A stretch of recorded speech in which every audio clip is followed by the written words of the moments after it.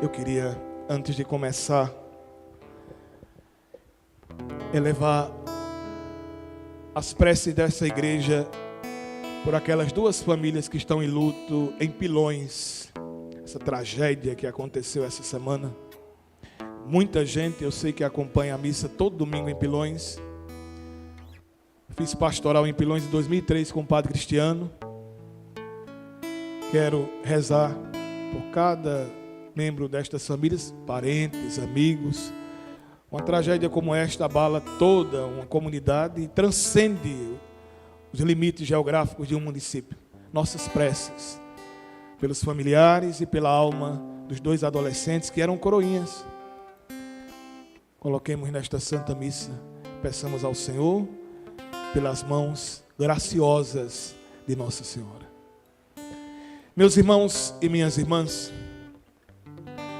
como no domingo passado, São Paulo nos dizia na segunda carta aos Coríntios, no capítulo 5, versículo 17, aquele que está em Cristo é uma nova criatura. Tudo passou, tudo agora é novo. No livro do Apocalipse, no capítulo 21, versículo 5, o Senhor põe no coração do apóstolo João o que ele realiza com a sua morte e ressurreição. Na morte e ressurreição, Jesus faz nova todas as coisas. O passado ficou, agora tudo é novo. A regeneração, a transformação. Esse texto que a igreja coloca neste quinto domingo da Quaresma, abrindo esta semana em que começaremos a refletir o mistério da paixão de nosso Senhor, entrando na temática da morte para celebrarmos no próximo domingo, a partir do domingo que vem, o domingo de Ramos da Paixão do Senhor, o início da Semana Maior, a Semana Santa. E nós vamos conduzidos pelo Espírito de Deus a esta experiência maravilhosa, esta experiência profunda. Esse Deus que restaura e que nesta mulher aqui que representa a humanidade ferida pelo pecado, a insistência de Deus num juízo cuja justiça e misericórdia não são realidades antagônicas, contrárias, mas plenamente atuantes em Deus. A justiça que não nega a misericórdia, por sua vez a misericórdia que não se distancia do juízo da justiça, fruto do coração de Deus. Que experiência profunda, meus irmãos. Observem que nós estamos acompanhando a liturgia ontem, na liturgia do sábado, do capítulo 7 de João. Nós acompanhamos aquele episódio, depois que Jesus proclama solenemente em pé, com autoridade, e essa expressão de estar em pé é uma referência ao mistério da ressurreição, da glória de Deus, anástasis. Jesus fala sobre Pentecostes, Jesus fala sobre a água, que é o Espírito Santo, que jorraria, cumprindo a profecia, do seu interior, e nós iremos refletir isso no domingo, ou melhor, na sexta-feira da paixão, quando Cristo ferido na cruz, adormecido dele, jorrará o manancial da vida nova, que é o Espírito Santo da vida eterna. E a força da pregação de Jesus encanta o coração de todos. Todos acorrem ao encontro de Jesus e enaltece sua autoridade. E ninguém jamais falou como este homem. Isso causa embaraço às autoridades religiosas que enviam soldados para tentarem capturar Jesus, mas não conseguem. Chegam diante do sinédrio dizendo: não foi possível, ninguém jamais falou como este homem. E aí as autoridades religiosas dizem aquilo que foi a leitura de ontem: esse povo é maldito, desconhece a lei. Por acaso alguém dentre os escribas, fariseus, estudiosos, homens letrados, dotados da ciência de Deus, entre eles alguém por acaso se deixou enganar por este homem? E aqui aparece uma voz para desmentir essa argumentação. Porque Nicodemos, aquele que o Evangelho diz que esteve com Jesus às ocultas, no capítulo 3, vai questionar a incapacidade das autoridades religiosas de ouvirem Jesus. Eles se colocam como juízes sem sequer terem conhecimento daquilo que Jesus ensina de suas obras. Eles não querem ouvir Jesus. Eles já sentenciaram Jesus, já condenaram Jesus. E o texto termina no versículo 53, dizendo que todos voltaram para casa, dizendo: afinal da Galiléia não saiu profeta? Vai estudar. É assim que se dirigem a Nicodemos, repreendendo a intervenção daquele membro do Sinédrio. Meus irmãos e minhas irmãs, observem a sequência do Evangelho. Jesus vai ao templo para estar com o Senhor. O movimento que Jesus vai realizar constantemente é um movimento de, muitas vezes, dormir no Monte das Oliveiras, em alguns momentos também em Betânia, que era a casa de Marta, Maria e Lázaro, que nós vamos ver esse texto no capítulo 12 de João. Justamente esse texto será meditado na segunda-feira santa, a unção de Betânia, antecipando o acontecimento da morte e a sepultura de Jesus. Antecipando este acontecimento da sepultura de Jesus. Pois bem, observem, meus irmãos e minhas irmãs, esse trânsito permanente que se dá no texto do Evangelho de hoje. O Monte das Oliveiras fica perto de Jerusalém. O movimento, Jerusalém edificada sobre as terras de Moriá, uma referência ao capítulo 22. Capítulo 22 do livro do Gênesis, que menciona a amarração de Isaac e o sacrifício de Abraão, as terras de Moriá. E Jerusalém edificada sobre Sião, o Monte Sião. O movimento era um movimento sereno que se dava constantemente. O que fazia então? Era necessário, de fato, descer do templo de Jerusalém, descia de Jerusalém para o vale de Josafá, passava pela torrente do Cedron, que tinha um pequeno riacho, e assim descendo por esse movimento, fazendo este movimento, se chegava na frente da cidade santa de Jerusalém. Aí, é nesse movimento de Jesus até o Monte das Oliveiras, que ficava do outro lado, aquela mulher capturada que estava praticando adultério na hora, a madrugada, a hora do silêncio, da clandestinidade, enquanto Jesus está em vigilância no templo. Aquela mulher capturada e levada diante da presença de Jesus, eles não estavam desejando, e o Evangelho vai dar essas pistas, eles não estavam querendo ouvir de fato a posição de Jesus, o juízo de Jesus. Eles não tinham fé, não davam credibilidade ao juízo de Jesus. O que tinham em mente simplesmente era tentar surpreender a Cristo, tentar surpreender Jesus, dado que a lei de Moisés estabelecia de fato, ordenava a lapidação. Lá está em Levíticos capítulo 22, capítulo 20, versículo 10. Aparece essa exortação, de fato, ao crime de adultério. Como também, Deuteronômio 22, 22, aparece uma referência a outro crime praticado, que era e que recebia a imputação da lapidação, o apedrejamento, a desobediência dos filhos. Esses dois crimes, por excelência, considerados crimes pela lei de Moisés, deveriam ter como pena capital a lapidação, o apedrejamento.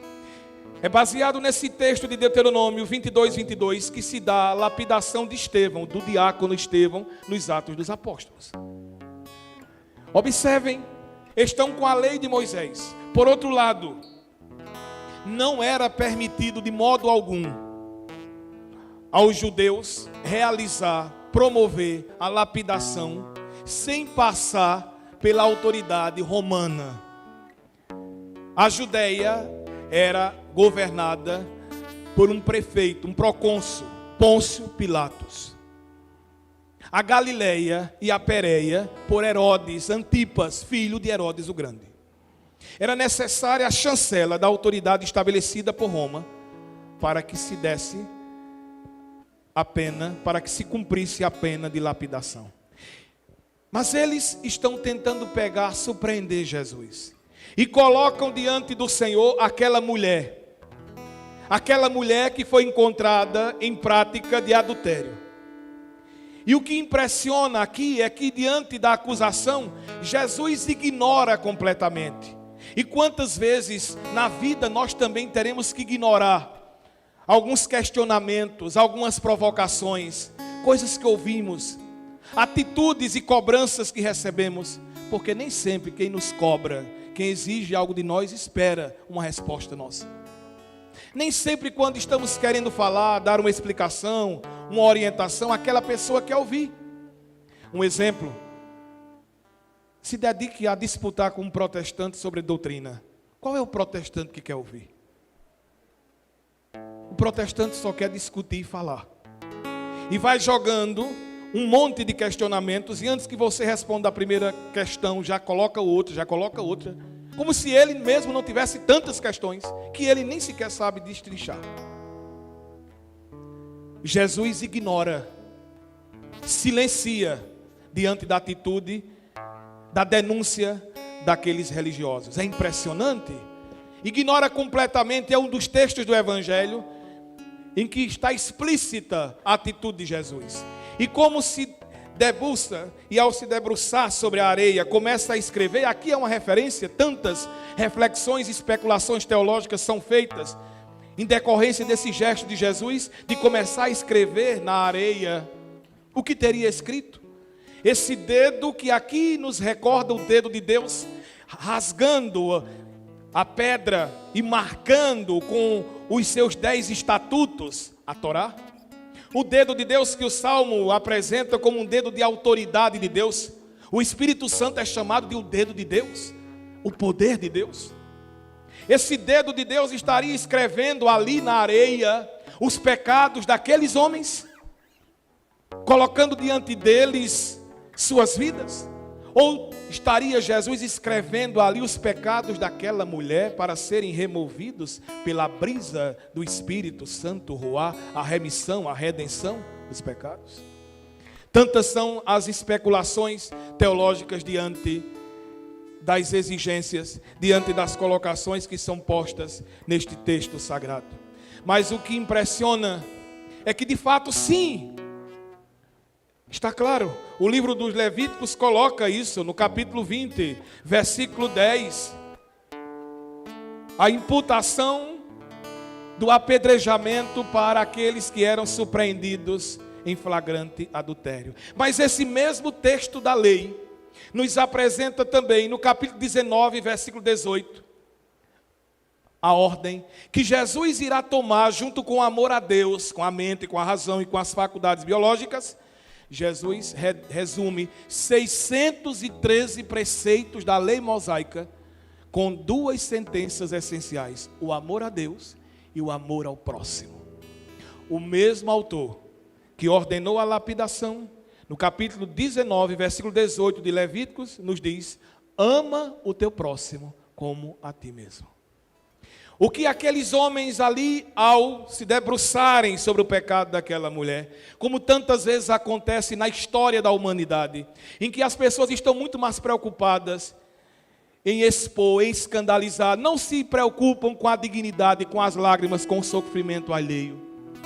Expõem em redes sociais, por meio de fofoca, em rádio, em TV. Querem ibope, querem seguidores, curtidas, compartilhamentos, monetização. Não estão preocupados com a vida que será destruída, com a vida que será exposta, com a pessoa que estará diante de todos, completamente espoliada, destruída, devastada. E muitas vezes aquele que está acusando este crime tem tantos outros muito piores. Quantas vezes acusando e apontando um dedo, tem 3 confirmando os males que pratica e age como um hipócrita, na palavra grega, que esconde o juízo de sua vida, esconde a verdade do seu coração, esconde a realidade dos seus atos. Se não tem aquele pecado, e quem disse que só existe aquele? E somente este pecado é pecado, e tantos outros são pecados, e às vezes mais graves do que este.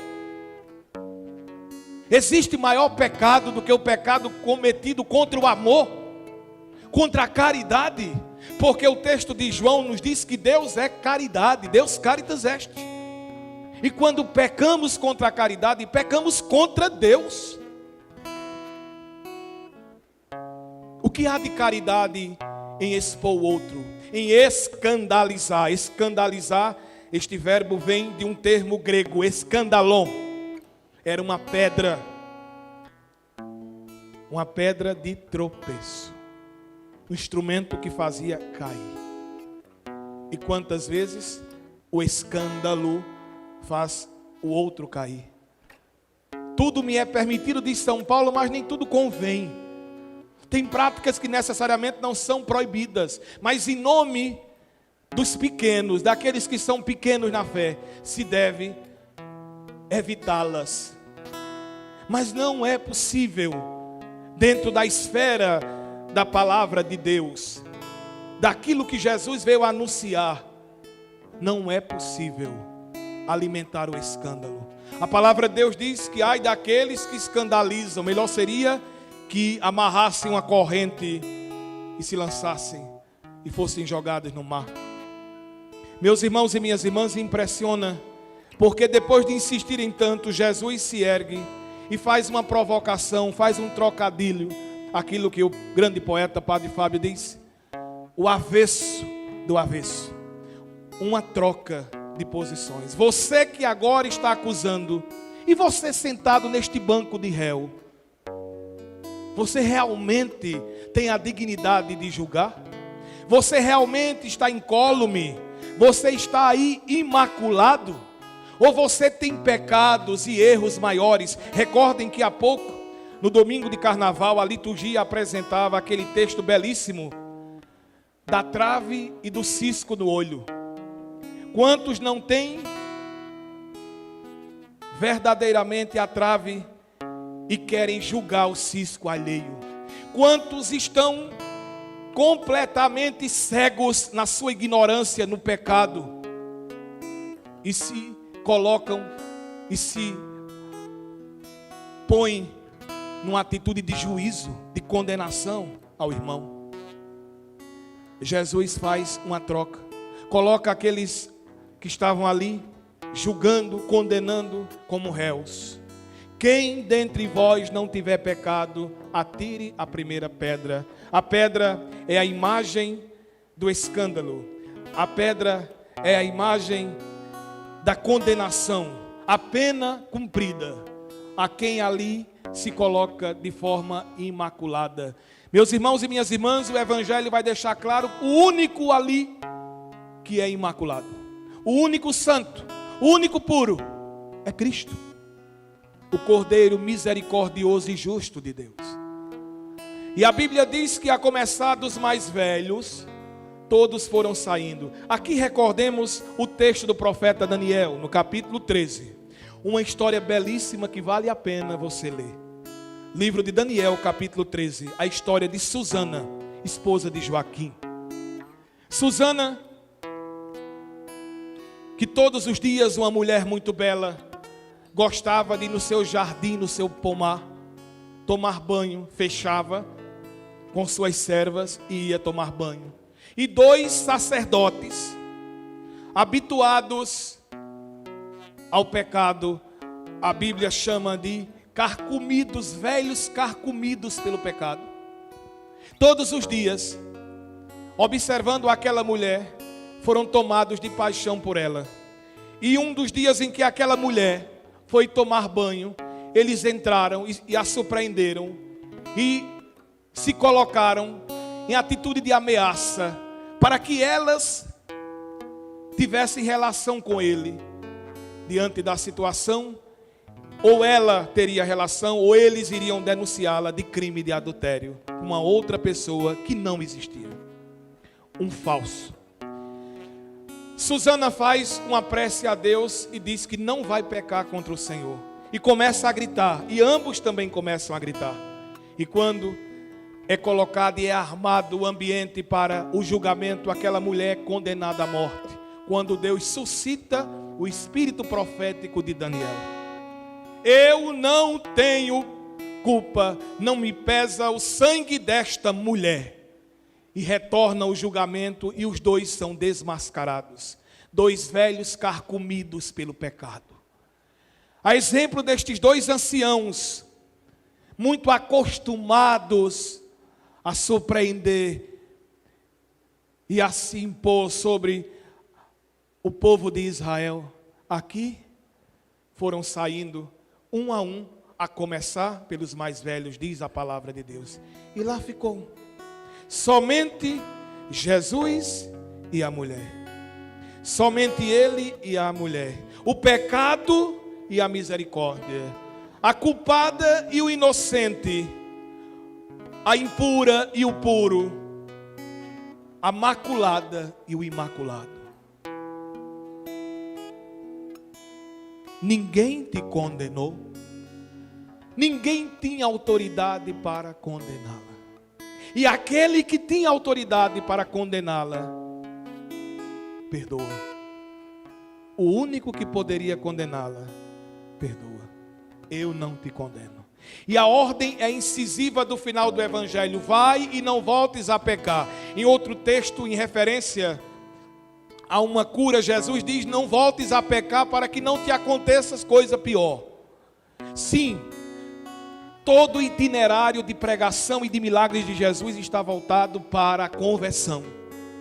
A pregação de Jesus, o ministério de Jesus, é um ministério baseado na conversão, na exortação à mudança de vida e na misericórdia. Tudo em Jesus é um chamado a voltar ao coração misericordioso do Pai, como domingo passado, com a belíssima parábola do filho pródigo. Meus irmãos e minhas irmãs, como esta mulher, a comunidade faz a experiência. Como esta mulher, a comunidade, na reprodução da imagem da adúltera, que retoma a nação de Israel, adúltera, porque rompeu com a intimidade e fidelidade à lei do Senhor. Aqui, a relação íntima indica esta união, esta proximidade, esta íntima conexão entre Deus e o seu povo. Entre Jesus, o esposo fiel, e esta mulher que representa a nação de Israel infiel a Deus, infiel ao Senhor. Quais são as minhas infidelidades? Dentro da liturgia, no momento em que estamos na Santa Missa, em que nos colocamos diante de Deus, precisamos, meus irmãos e minhas irmãs, sempre receber esta palavra diretamente para a minha vida, para a sua vida, para nós. Eu não posso olhar para esta palavra como estes olhavam para a lei de Moisés, como aquele que formavam a multidão que surpreendeu esta mulher.